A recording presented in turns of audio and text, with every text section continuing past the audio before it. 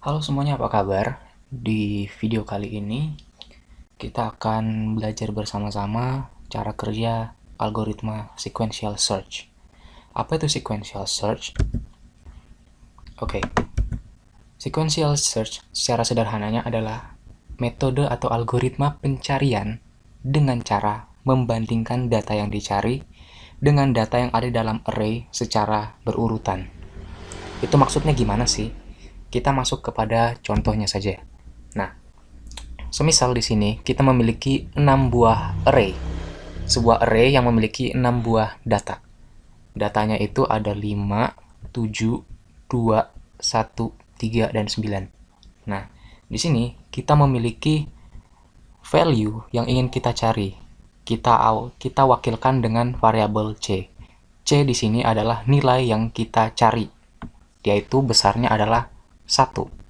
Kemudian, kita memiliki variabel kedua, yaitu K, artinya ketemu. Ketemu itu maksudnya indeks data ketemu kita. Di sini kita pasang -1, karena data yang ingin kita cari itu belum ada indeksnya. Jadi indeksnya itu ada di -1, di sebelah sini, kosongan. Oke, cara kerja sequential search itu bagaimana sih? Tadi menurut definisinya adalah membandingkan data yang dicari dengan data yang ada di dalam array secara berurutan. Artinya, data yang kita cari akan dibandingkan dengan data yang ada di indeks pertama. Jika tidak ketemu, dibandingkan dengan data indeks kedua. Jika tidak ketemu lagi, akan dibandingkan dengan data indeks ketiga, dan seterusnya.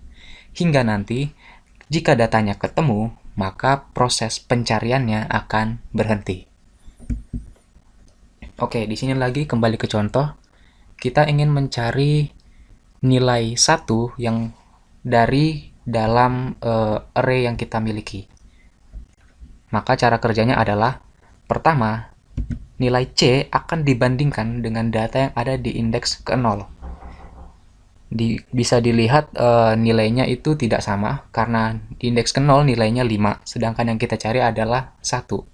Oleh sebab itu, proses pencarian akan berlanjut ke indeks ke berikutnya, indeks ke-1. Nilai 1 dibandingkan dengan nilai 7 juga tidak sama. Jika tidak sama, lanjut ke indeks selanjutnya. 1 dibandingkan dengan 2 juga tidak sama. Jika tidak sama, bergeser lagi ke selanjutnya. Nah, di sini nilai C adalah 1 dibandingkan nilai yang ada di dalam indeks ketiga juga 1. Nah, karena dua-dua nilainya ini sama besarnya, maka secara otomatis proses pencariannya akan berhenti. Di sini dipasangi poin break, artinya proses pencariannya selesai karena nilai yang kita cari sudah ketemu. Seperti itu. Nah, maka nanti nilai indeksnya akan berubah. Yang awalnya tadi -1, maka nilai indeks ketemu akan diisi dengan indeks ke-3. Poin di indeks ke-3.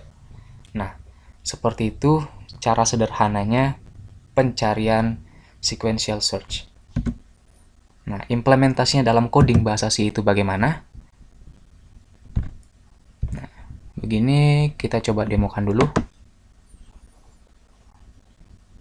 Oke, di sini kita punya 6 buah data sama seperti di PPT tadi.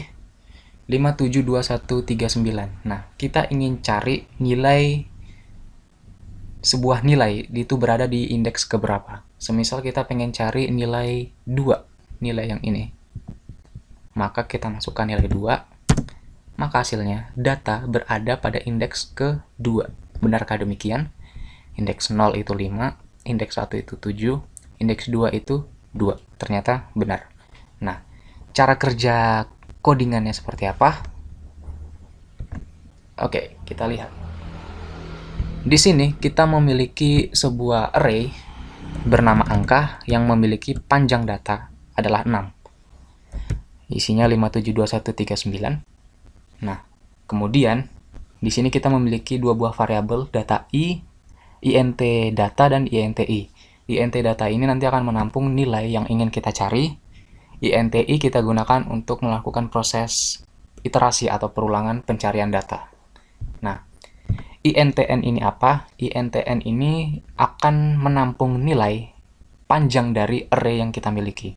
Jadi intn ini menghitung nilai size of angka ini dibagi size of int. Nanti hasilnya adalah 6 sesuai dengan nilai yang ada dalam sini, nilai panjang array yang kita miliki. Oke, tahap 1 adalah kita menampilkan datanya dulu. Print data awal. Maka kita akan lakukan perulangan i dari 0, i lebih kecil dari n, panjang array-nya tadi. Tampilkan semua data di dalam array yang kita miliki. Kemudian kita masukkan data atau nilai yang kita cari. Nah, data yang kita cari itu kita scan, kita masukkan ke dalam variabel data. Sampai di sini kita sudah melakukan pembuatan array, kemudian menampilkan nilai dan memasukkan nilai yang ingin kita cari. Nah, selanjutnya kita baru masuk ke dalam algoritma sequential yang sebenarnya. Di sini.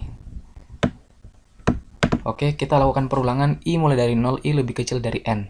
Karena data kita ada 6, maka dia akan melakukan proses pencarian sebanyak 6 kali. Nah, jika data di indeks ke i itu sama besarnya, sama nilainya dengan nilai yang ditampung oleh data, maka dia akan menampilkan data berada pada indeks ke sekian. Lalu, proses pencarian datanya dihentikan. Sama seperti yang di sini di PPT tadi. Nah, jika datanya ketemu, jika data yang dibandingkan itu ketemu atau sama, maka dia akan melakukan pemberhentian iterasi atau pemberhentian perulangan. Jadi kita sudah melakukan perulangan dari 0, 1, 2, 3. Nah, sementara kita tadi kan melakukan perulangan sebanyak 6 kali. Nah, jika kita pasangi point break, maka perulangannya cukup sampai indeks ketiga. Maka indeks keempat dan 5 tidak akan dilakukan perulangan. Seperti itu.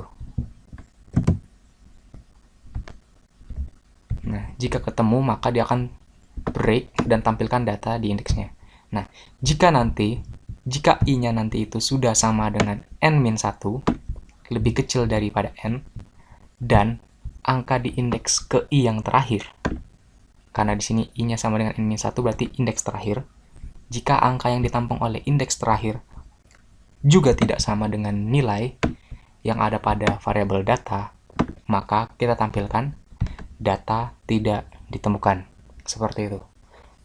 Coba kalau kita demokan kembali programnya.